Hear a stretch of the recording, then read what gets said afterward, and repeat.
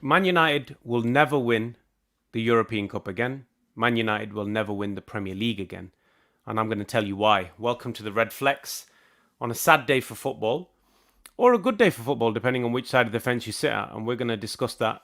Well, I'm going to discuss that very, very quickly and very briefly. As you all know, the European Super League is due to be formed anytime now. It's pretty much all confirmed. Man United, along with 12 other clubs, are going to form this breakaway group. I'm just going to quickly go through it because a lot of people online seem to be confused. At the moment, as it stands, Man United have not been kicked out of the Premier League. They just want to remove themselves from Champions League, Europa League, etc. So midweek games will always be the European Super League. What this means for Manchester United is that all your focus, all the money that you make is going to be focused towards the European Super League. So if you're playing a midweek game against Juventus and you've got Burnley at the weekend, where are you resting your players? You're going to rest them. You're going to play your second string, second squad, maybe even two squad scenario. You're going to have one squad or your lesser players playing against Burnley, and you're going to rest all your big hitters to play against Juventus. Fine, you might think, yeah, we want to see the big games all the time. Yeah, we do want to see the big games all the time. That's fine. But are you happy to sacrifice the Premier League? Is Alex Ferguson's stint as Man United manager the last time we ever win the Premier League? And why am I saying we're never going to win the Premier League again? Is because if you're not going to focus your best players for the Premier League, do you think you're ever going to win it? Not really. You're just going to, doesn't matter where you finish, could finish 8th, 9th, 10th, you're in the Super League. So all your best players are going to play in the Super League and you're going to carry on. Same again for the European Champions League. Like the 99 win for me as a fan was one of the best days of, football, best seasons of football I've ever seen as a Man United fan. That's finished. We're never going to have that again. Yes, the Super League replaces that, but it doesn't have that same feel to it. You're playing the same teams again and again, year in, year out. Every year you're going to face Juventus. Every year you're going to face Barca. Every year you're going to face Real Madrid. Whereas when it was the European Cup, it was more like, who are we going to get? Hope we avoid this team, or, we scrape through this side. You'll never get that feeling again of, it'll just be like, oh, here we go again. And yeah, the European Super League might be good, but have you ever considered that we might be crap in the European Super League? Are you happy to see Manchester United getting beat week in, week out? Like, if Barcelona put together a good team, they're going to beat us. If Real Madrid, they're already a good team, but if they add even more players to their squad, they're going to beat us all the time. We just about beat AC Milan. Inter will probably beat us if they have a good day. Juventus would certainly beat us. If PSG and Bayern get into the mix, you think that's gonna be good for us? Do you want to see Man United getting beat week in, week out? Is that what you want from the European Super League? Because that's a real consideration. Yeah, there's 10. It's a 10-team league. Top 3 go through. 4th and 5th fight for a place in the quarterfinals, but we could realistically be finishing towards the bottom of that league. Now, you've given up what to become the whipping boys of Europe now? Not really for me, to be honest. I mean, I can see why you want to do it. If we were fan owned, if we were owned by the fans and we knew that all of this supposed 400 million, 300 million was getting reinvested into our squad, then yeah, then maybe I'd be up for it. Maybe. My only issue at the moment is I don't see how the European Super League and the Premier League can coexist. Because the Premier League know that, again, any of the teams that are in the European Super League are not really going to treat the Premier League as first option. They're going to play their second string, and it's going to make a mockery of the competition. Also, having 20 midweek fixtures throughout the season guaranteed also means that the FA Cup and the EFL Cup is over. Some people may think that's a good thing, but anyone winning the treble is finished. The Premier League, the FA Cup, and the European Cup is impossible. So Man United are the only English team to have ever done that, and thanks to the European Super League, is the only team to have ever will ever do that in history. There's no other choice. There's no one else. I'm gonna go to a couple of the comments. Sumke says it's a shame for business. It's a great idea. Yeah, I agree. For business, it's a great idea, but that money's not going to go into our pockets. I'm going to come to that in a second. It's the future of football at the cost of integrity and love for the sport. Players and managers are only employees at the end of the day. Yeah, players and managers are only employees. We are just consumers. The thing is, no matter what we say now, if it goes ahead, we're going to watch it.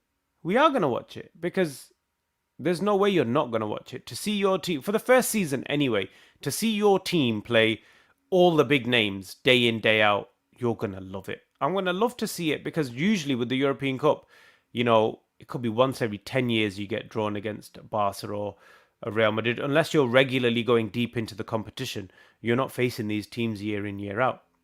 Money men, I'm going to get to the money situation in a minute because I've got a point that I don't think many people have raised. I've been watching a lot of content about this morning, but there's something that's not been raised. I'm just going to quickly check I've answered all of the points. Yeah, it is the future of football. I agree. We're going to watch it regardless. If the ban comes into place, the argument you would have if players get banned for playing in leagues and country, whole football would be screwed. All the big players never play in World Cup or Euros. Yes, that's one thing. That's one thing. We've got one here. Kurt, Manchester United fan from Australia. Hello, bro. Hello, Kurt. Thanks for watching. Thanks for joining the RedFlex. Please consider liking, subscribing, and all that good stuff. The thing is, we've got two options now. If players get banned from playing for their countries, it could be another scenario where, okay, say if you're a player who is up and coming, you're probably going to want to play for your team anyway. And if you're up and coming player, you're probably not going to be playing for one of the big teams anyway. What's going to happen is the international games, World Cups, are going to be auditions for the European Super League. So if you do really well at a World Cup or a Euro, you're going to get snapped up. You're going to think, right, this is the one World Cup I've got. Let me get scouted. And then if I don't play World Cup again, who cares? Because really, there are only, in the Euros and in the World Cup, there's probably only about 6 teams that can realistically win the Euros. And there's probably about 6 or 7 teams that can realistically win the World Cup. If you're not one of those, if you're not a player who plays for one of those teams, then why would you care? Why would you even care what you're doing? You wouldn't care. If I'm playing for, no disrespect, the Congo or, one of the smaller African nations, but I'm a good player, would you care that you're not going to play in the World Cup? Whereas you're getting like 200k, 300k a week guaranteed, and you're playing in the biggest, literally the biggest stage. Like, the thing is, if you look at the world football, if you look at football outside of like England, wherever, like say, like sometimes if I go on holiday to Dubai, you'll see Real Madrid fans, you'll see Barcelona fans, you'll see Juventus fans, you'll see Man United fans. If you look at the world as a whole, these 12 teams probably make up 50% of world fans. Like, we know Manchester United and Liverpool have got like 1 billion fans between them. Real Madrid, Barcelona probably got 1 billion fans between them. So you're looking at, almost half the world's population a follower of one of these 12 teams. I'll probably say maybe even 6 out of the 12 teams. So it is the biggest draw in football. It is the biggest money-making machine in football. Because if you're a Real Madrid fan and you're like a fan of Cristiano Ronaldo, you're not going to you're not happy playing Sassuolo or all of these like small teams. You want to see your player Cristiano against the Real Madrids, the Barcelonas. And if you're not an Italian fan of Juventus, you don't care. You don't care whether Juve play against their local competition or not, because you couldn't care less, because you're not a fan of it for the day in, day out. Like, I understand that. Like, if I follow another team in another country, maybe I watch a few of their big games, but I'm not watching their, playing against some relegation fodder. You want the big game. So in world scale, they're so clever. These people who are running the Super League, they're so clever because they're like, these are the games that fans from outside of the country or worldwide fans in general want to watch. This is it. But let me just quickly go to this. What next for Man United or the Glazers? Out. The thing is, they're not. Now that this European Super League's come along and they're getting guaranteed 400 million a year and the extra revenue they're going to generate from being in the Super League. So your sponsorships are going to be more. Like TeamViewer might even get kicked out. So they might be like, you know what? Thanks, TeamViewer, but now we're in the European Super League. I've got an offer of double that amount. So this is the biggest money-making scheme for these teams. I can see why teams like Arsenal and Tottenham want to be in it, because realistically, they're never going to win the league. They're not even close to winning the league. They're never going to win the European Cup, but this is guaranteed money for them, guaranteed sponsorship, guaranteed money. They will actually be able to attract players now and keep players that they've got. So 2 groups of 10 teams, so you may not play the same teams all the time. They'll mix a group up. Yeah, but you're pretty much going to play the same teams year in, year out. In reply to Esther, it'll probably be like the NFL, 2 groups of teams, 6. Yeah, actually, what it's going to be is 2 groups of 10. So the top 3 in each go through. 4 and 5 do a playoff to get into the quarterfinals. So realistically, we could be out of Europe still. We could be getting whooped every weekday. Realistically, if the teams in the Super League are that good, we could realistically lose 15 out of 20 games. Do you want to see that? Do you want to see your team getting beat like that? I don't. I don't want to see my team getting beat like that. And yeah, the other side of the argument is, Man United will be able to get a lot more money. But if you're guaranteed to be in the Super League year in, year out, and you're guaranteed to play 20 fixtures, let's say, you're going to play 20 fixtures. Glazers don't care whether we lose 15 out of 20 fixtures. So why would they need to invest? You're getting guaranteed 20 games per year. That's before any knockout competition.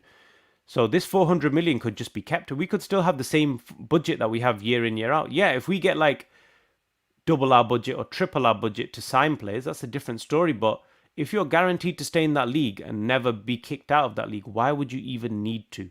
Like, if I was the Glazers, I'd be like, yeah, here you go, Ollie. You've still got the same budget. If you make it to 4th or 5th in the European Super League, that's a bonus. We get an extra two-game playoff. Happy days. 22 games, 22 extra home game, 11 extra home games, extra sponsors. There's still no incentive to do well. There's actually less incentive to do well. This is what people are not talking about. You're in it all the time. 20 games are guaranteed. Why would you care? Getting to the top bit or the, extra few fixtures to end the season is just a bonus. So there's lots of things to talk about. I've tried to give you those points that I don't think I've heard on other platforms or other channels. Hopefully you enjoyed it. There's been more content about the European Super League coming soon, no doubt. Final thing I want to say, I've got a sneaking suspicion that this European Super League is not exactly what they want to push. My theory is that there's actually something else that they want to push. So first they're going out with the European Super League, where, we're resigning from the ECA, throwing the toys out of the pram. Then everyone's going to be like, no, don't do it. You're killing football. Then a second option is going to come, which seems better than the European Super League, but still benefits them in a way. And everyone thinks, oh, look, we stopped the European Super League. We found some sort of negotiation. But really, that's going to kill football as well. So that's something to look forward to. I think that's my conspiracy theory for today. We're going to be back with more content about Manchester United, hopefully remaining in the league. I don't know what's going to happen with the I've lost my words now. I don't know what's going to happen with us playing Roma, to be honest. Whether we're being suspended or we're kicked out of the tournament or what. But it's going to be interesting. I'll quickly go through what's left. Can't see any team being expelled without big teams. Premier League is nothing. But yeah, if United get kicked out of the Premier League say, oh, we're kicking you out, we don't care. Now United have got 38 extra weekend fixtures. So what's going to happen is they're going to put pressure on. They'll probably go to Ajax or PSV or find a few extra teams and say, come, we've got 38 fixtures. Now we go for a 2 groups of 20, league now. 2 groups of 20 European Super League now, where the top 10 go through sort of thing. So there's more fixtures for United. They'll find a way to fill them. Like, it doesn't matter. It really doesn't matter. So I don't think that's an option. What if TeamViewer may be related to Super League, will be a premium streaming service monopolizing football? I don't think TeamViewer is a streaming service. I think it's more of like a Zoom type thing. But I'm not sure. You might be right. I'm not sure. Is it true Mourinho got sacked before a refusal ESL? Yeah, that's what I've heard so far. He didn't want to take his players out to train because, too many questions or too much pressure on them because they may get. I don't think they would have got asked questions anyway, but it seems to be the rumor that he got sacked because he didn't want to take his players out for training because there'd be too much pressure on them, and he didn't think they were like in the right frame of mind. I'm not too sure about that. I'm pretty sure he just said no to the Super League, and Daniel Levy was like, right, if you're not on board, see you later. Kurt from Man United, from Australia, says I'd subscribed last week. Thank you so much for subscribing. And if you like this content and you want to hear more of this content, please subscribe. If you haven't already, please leave comments and follow us on all our other platforms which are listed on the screen. My name is Usman, and I am part of the RedFlex, the one and only channel which I have set up with my brothers, 4 brothers from Manchester, the only channel of its kind. So thank you for supporting us. Please continue to support us. We'll be back again with more Manchester United content and more football content. For now, that's all. Thank you and goodbye.